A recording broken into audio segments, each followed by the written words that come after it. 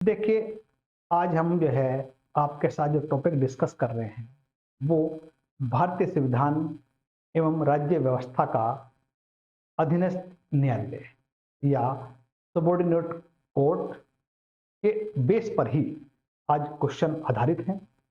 अब देखिए, ये जो चैनल है आपका, ये आपको सिविल सर्विस, प्रांतीय सिविल सर्विस, न्यायिक सेवा और यूजीसी नेट से संबंधित परीक्षाओं की जानकारी और तैयारी करना। देखिए, इसके अंतर्गत पहला जो प्रश्न है वो है, किससे जुड़े कारणों से संसद निवारक निरोध की विधि का अधिनियमित करने के लिए हकदार है? ए रक्षा, बी विदेशी मामले, सी भारत की सुरक्षा, डी न्याय। तीन आंसर बनेगा, देखिए इसका वो बनेगा आपका, देखिए वो डी आंसर बनेगा, यानी भारत की सुरक्षा, विदेशी मामले तथा रक्षा कारणों से संसद निवारक निरोध की विधि का अधिनियमित करने का हकदार है।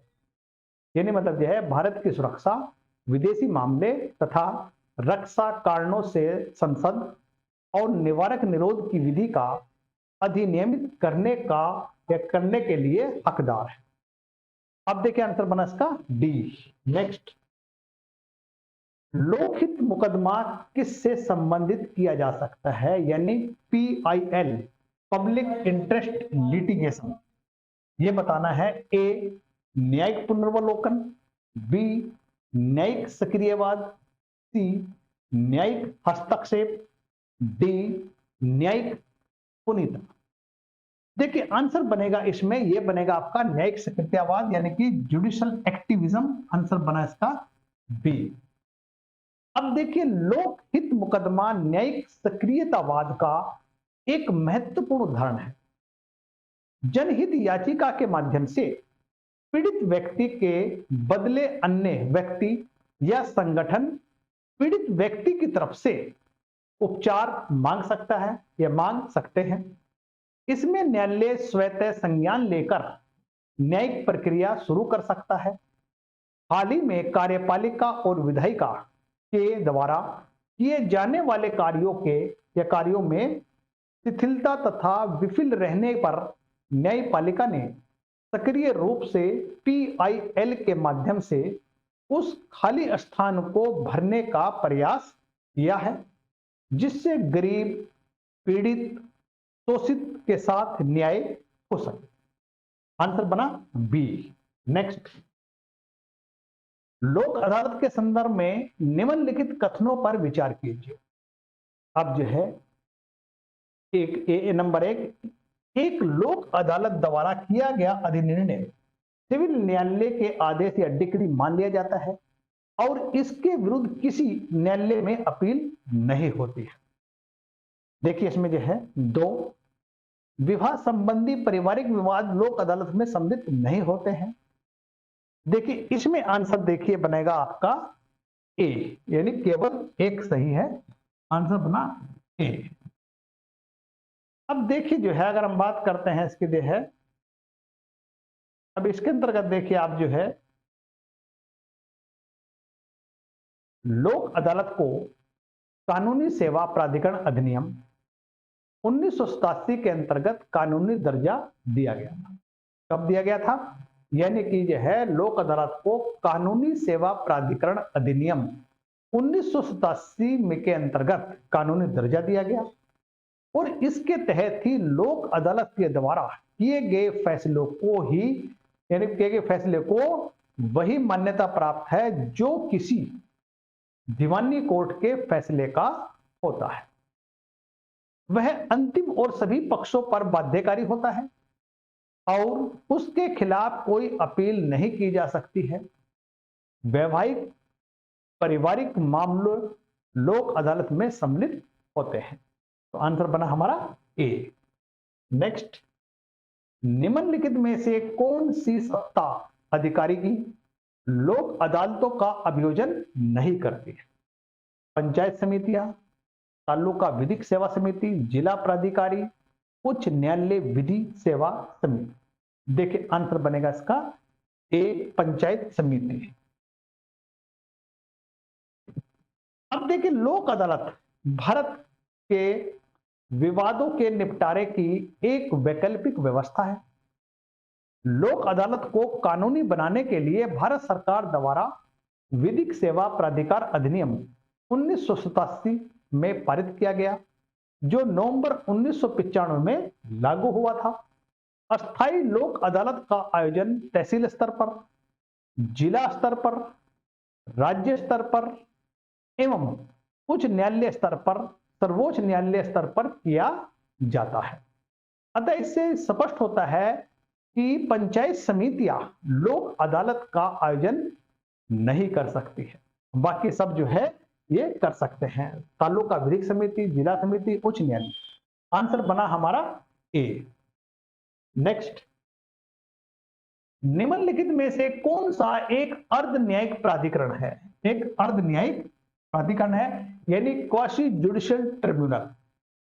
ए देखिए, केंद्रीय सतर्कता आयोग यानी सीबीसी, राष्ट्रीय महिला आयोग बी, सी भारत के नियंत्रक महालेखा परीक्षक यानी सीएजी, डी प्रशासनिक अधिकरण।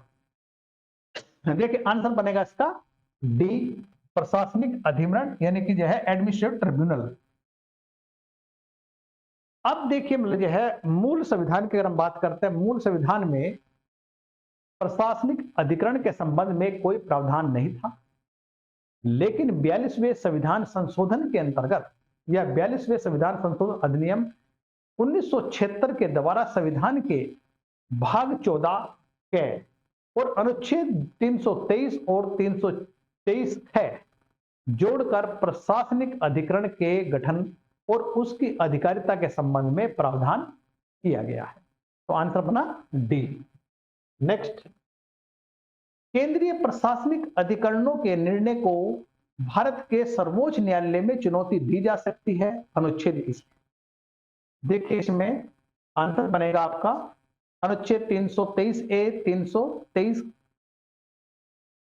के अधीन या फिर 329 के अधीन, 243 सी के तहत, 343 के अधीन।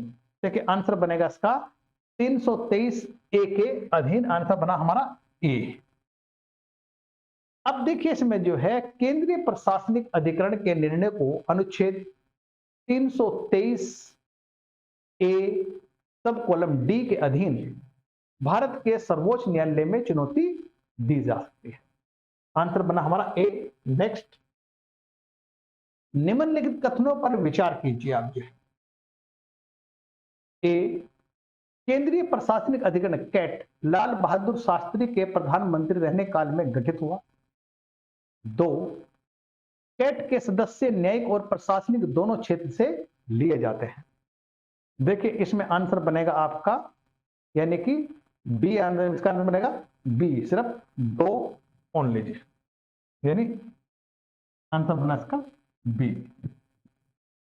अब देखिए प्रशासनिक प्राधिकरण, प्रशासन मेरे कहते हैं केंद्रीय प्रशासनिक अधिकरण जिसे बोलते हैं कैट की स्थापना प्रशासनिक अधिकरण अधिनियम 1985 के अंतर्गत जुलाई 1985 में प्रधानमंत्री राजीव गांधी के शासनकाल में गठित हुई थी और कैट के सदस्य न्यायिक और प्रशासनिक दोनों क्षेत्र से लिए जाते हैं। तो देखिए इसका आंसर बना हमारा बी। एक गलत हो जाता है क्योंकि ये जो है लाल बहादुर शास्त्री के टाइम में नहीं बल्कि राजीव गांधी के शासनकाल में गठित हुआ था। आंसर बना हमारा बी। नेक्स्ट, जिला न्यायाधीश शब्द संविधान के किस अनुच्छेद से आया है? यानी कि जिला न्यायाधीश शब्द और संविधान के किस अनुच्छेद से आया है? ए अनुच्छेद 230, अनुच्छेद 231, अनुच्छेद 232, अनुच्छेद 233। आंसर बना इसका डी 233। तो आंसर बन जाता है हमारा डी। देखिए इसमें जो है नेक्स्ट क्वेश्चन, भारत में न्यायपालिका के विषय में निम्नलिखित में से कौन सा कथन सही नहीं है? देखिए न्यायपालिका की बात कर रहे हैं। ए, भारत में जिला न्यायालयों की अध्यक्षता एक न्यायाधीश द्वारा की जाती है। जिला और सत्र न्यायाधीश सिविल अधिकारिता के प्रधान न्यायालय है। देखिए इसमें देखिए यह रॉन्ग हो जाता है हमारा। मुंसिफ के न्यायालय की सिविल और दंडिक दोनों अधिकारिता होती है, बिल्कुल सही है। जिला और सत्र न्यायाधीश को मृत्यु दंड अधिरोपित करने की शक्ति दी गई है, ये सही है। देखिए आंसर बना इसमें हमारा बी। अब देखिए भारतीय संविधान के जो अनुच्छेद है 233 और 237 से अधीनस्थ न्यायालय से संबंधित है, यानी 233 से 237 तक जो सबॉर्डिनेट कोर्ट या अधीनस्थ न्यायालय से संबंधित है, ये उच्च न्यायालय के अधीन होते हैं। इसके अंतर्गत जिला न्यायालय, सत्र न्यायालय, मुंसिफ न्यायालय आदि आते हैं। जिले न्यायालय की अध्यक्षता जिला न्यायाधीश 233 द्वारा की जाती है, क्योंकि यह जिले का सबसे बड़ा न्यायिक अधिकारी होता है।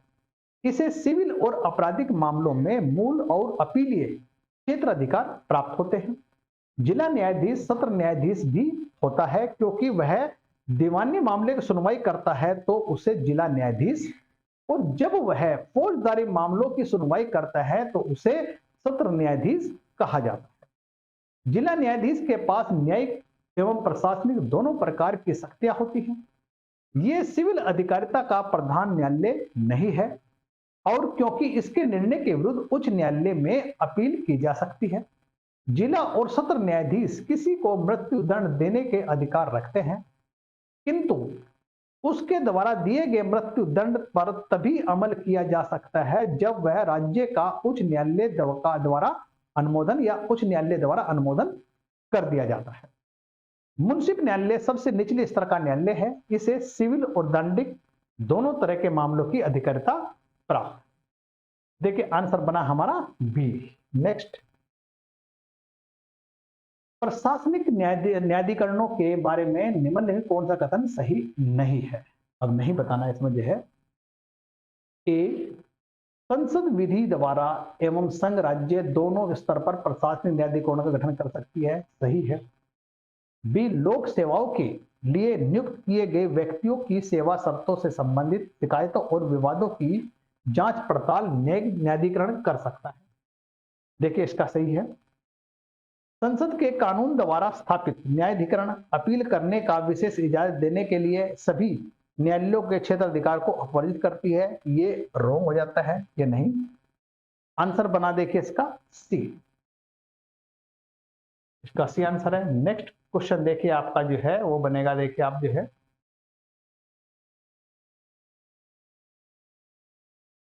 ग्राम न्यायालय अधिनियम के संदर्भ में निम्नलिखित कथनों पर कौन सा सही है?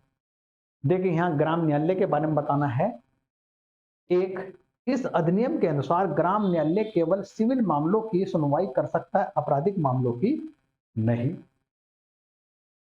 दो, यह अधिनियम स्थानीय सामाजिक सक्रियताओं को मध्यस्थ सुलहकर्ता के रूप में स्वीकार करता है। देखिए इसमें आंसर बनता है इसका, मतलब जो है केवल दो आंसर बनेगा, एक रॉन्ग हो जाता है, तो आंसर बना हमारा बी।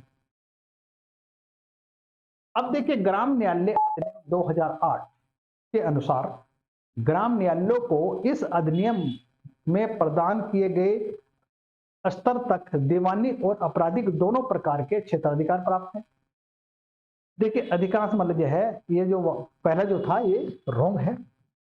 अब उसके बाद देखिए इस अधिनियम के अनुसार ग्राम स्तर के सामाजिक कार्यकर्ता जिसके पास उच्च न्यायालय द्वारा निर्मित एक प्रकार की योग्यता और अनुभव है को मध्यस्थ के रूप में कार्य करने की योग्यता प्रदान की जा सकती है। सेकंड वाक्य सही है, तो आंसर बना हमारा बी। नेक्स्ट, निम्नलिखित जिला स्तर पर उपभोक्ता विवाद निवारण के संदर्भ में निम्नलिखित कौन सा कथन सही नहीं है? देखिए ए, राज्य सरकार यदि उपयुक्त समझे तो वह जिले में एक से अधिक जिला फोरम स्थापित कर सकती है, सही है। दो, जिला फोरम की कोई सदस्यता महिला होनी चाहिए, यह भी सही है। सी, जिला फोरम उन्हीं शिकायतों की सुनवाई करता है जिसमें माल सेवाओं का कुल मूल्य 50 लाख रुपए से अधिक नहीं है, ये रॉन्ग हो जाता है हमारा। अब डी, हमारा उपभोक्ता के हितों को सामान्य प्रतिनिधि करते हुए राज्य सरकार जिला फोरम के सम्मुख बेचे हुए माल या दी गई सेवाओं के संबंध में शिकायत दर्ज कर सकता है। देखिए इसमें जो आंसर बना हमारा वो बना है हमारा सी आंसर बना है। देखिए सी वाले से देखते हैं हम बात। जिला न्यायालय उन्हीं शिकायतों की सुनवाई करता है जिनमें माल या सेवाओं का कुल मूल्य 20 लाख से अधिक नहीं होता है। तो आंसर बना देखिए हमारा ये सी आंसर। नेक्स्ट, निम्नलिखित कथनों पर विचार कीजिए। ए, न्यायाधिकरण जांच विधेयक 2006 के अंतर्गत एक न्यायिक परिषद को स्थापित करने का विचार है जो उच्चतम न्यायालय के मुख्य न्यायाधीश और न्यायाधीश के विरुद्ध शिकायत स्वीकार करेगी। बी, घरेलू हिंसा में महिला संरक्षण अधिनियम 2005 के अंतर्गत कोई महिला किसी प्रथम श्रेणी की न्यायिक मजिस्ट्रेट के पास अर्जी दाखिल कर सकती है। देखिए इसमें जो है आंसर देखिए इसका बनेगा, देखिए ये बनेगा इसका बी आंसर, यानी सेकंड, ये दो सही है। आंसर बनेगा इसका बी। अब देखिए न्यायपालिका के कार्यों में और अधिक पारदर्शिता लाने और उन्हें और अधिक जवाबदेही बनाने हेतु तत्कालीन केंद्रीय कानून और न्याय मंत्री HR भारद्वाज ने संसद में न्यायाधीश जांच विधेयक 2006 का विचार रखा था। इसका मुख्य उद्देश्य सर्वोच्च न्यायालय और उच्च न्यायालय के न्यायाधीशों के कार्य व्यवहार, दोष आरोपण आदि के विषय में शिकायत आने पर उनकी जांच करनी है और यह जांच राष्ट्रीय न्यायिक परिषद करेगी।